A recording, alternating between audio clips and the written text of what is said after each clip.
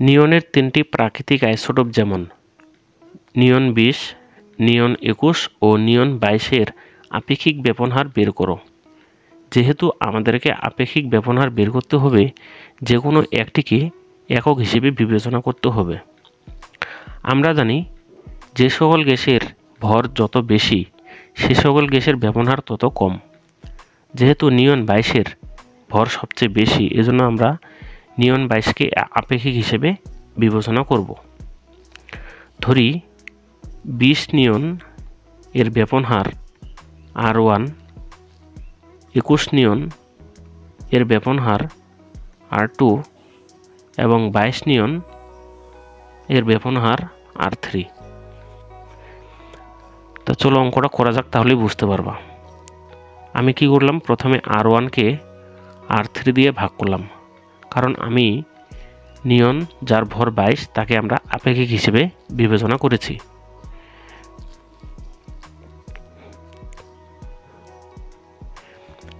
R1 অর্থাৎ যে নিয়নের ভর 20, তার ব্যবহারটা যেহেতু উপরে আছে এবং তার ভরটা হবে এখানে নিচের দিকে। R3 এর নিয়নের ভর 22, এজন্য এই 22টা হবে এখানে উপরে। তাহলে ফলাফল আসবে 1.05। তা বন্ধুরা দেখো, কোনো সংখ্যার নিচে 1 থাকে, ঠিক আছে? অর্থাৎ আমরা যে নিয়নের ভর 22 তাকে কিন্তু আমরা আপেক্ষিক হিসেবে ধরছিলাম। তো এখানে কিন্তু কোনো সংখ্যার নিচে 1 থাকে। আর R1 হলো ওই যে নিয়নের ভর 20 তার ব্যবহার 1.05, R2 ভাগ R3। তাহলে নিয়ন 22টা হবে উপরে, আর R2 অর্থাৎ যে নিয়নের ভর 21 তার ভরটা হবে নিচে, 1.02। তা বন্ধুরা দেখো, কোনো সংখ্যা নিচে 1 থাকে, অর্থাৎ যে নিয়নের ভর 22 তার ব্যবহারকে আমরা আপেক্ষিক হিসেবে ধরেছি, অর্থাৎ 1 ধরেছি, এবং যার ভর 21 তার ব্যবহার আসলো 1.02। তাহলে আমরা পাচ্ছি R1 এর ব্যবহার 1.05, R2 এর ব্যবহার 1.02 এবং R3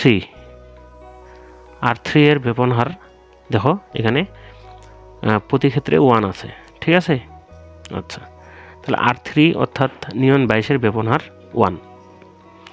তা R1 বলতে আমরা কার ব্যবহার জানি? 20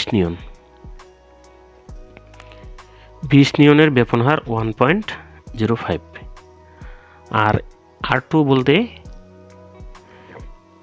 21 নিয়নের ব্যবহার 1.02 এবং 22 নিয়ন এর ব্যবহার 1। যেহেতু আমাদের এই তিনটির আপেক্ষিক ব্যবহার বের করতে বলছে, এজন্য আমরা দেখতে পাচ্ছি এই তিনটির মধ্যে নিয়ন 20-এর ব্যবহারটা সবচেয়ে বেশি, হ্যাঁ, তারপরে নিয়ন 21 এবং সবচেয়ে কম নিয়ন 22-এর। তাহলে এটাই ছিল এই তিনটে আইসোটোপের আপেক্ষিক ব্যবহার। বন্ধুরা, ভিডিওটি ভালো লাগলে অবশ্যই লাইক করবেন।